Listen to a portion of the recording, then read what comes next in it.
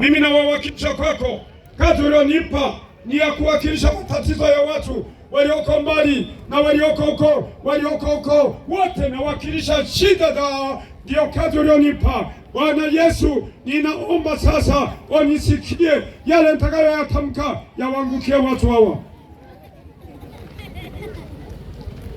Inua mkono wako juu.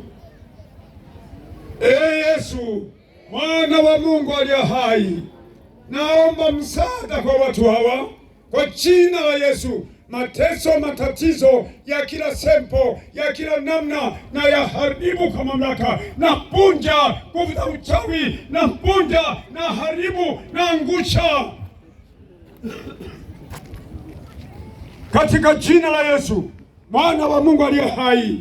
Naomba nguvu ya uponyaji ishuke kwa kila mwanamke, mwanamume, mtoto mdogo, kwa jina la Yesu Kristo. Kwa vijana, kwa mabinti, naomba rehema yako, naomba uwezo wako, wafanikishe wanaohitaji kusoma, waende madarasa ya juu. Baba, kawafanikishe, maana imeandikwa, usimwache elimu aende zake, maana yeye ni uzima. Hao pia wakumbuke kwa jina la Yesu. Wale walioharibiwa mitaji yao, naomba irudi, wawarudishie kwa jina la Yesu, maana hawajaiba, wameharibiwa na Shetani ambao ni adui wa maisha ya wanadamu. Yesu Kristo, wale walioharibiwa wakapewa magonjwa na mawakala wa Shetani, katika damu ya Yesu na mwaga nguvu ya Mungu ikuguse, ikuguse.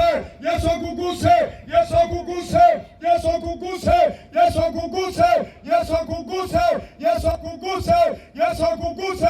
Bwana Mungu wa Ibrahimu, Baba, katika jina la mwanao Yesu Kristo, wote watu hawa wana nia njema wa kuonea Mungu. Wewe Mungu wa rehema, ndio maana umenileta katika mji huu Bwana.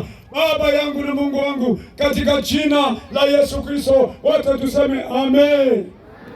Mungu awabariki sana ndugu zangu, Mungu awabariki.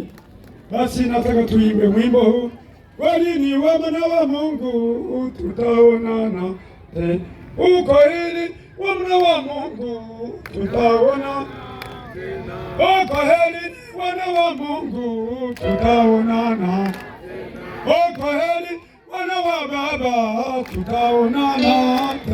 Ngieni katikati wanakwaya wote tunaagana na mji wote, mwanakwaya wa kwaya yote, ingia katikati tuagane.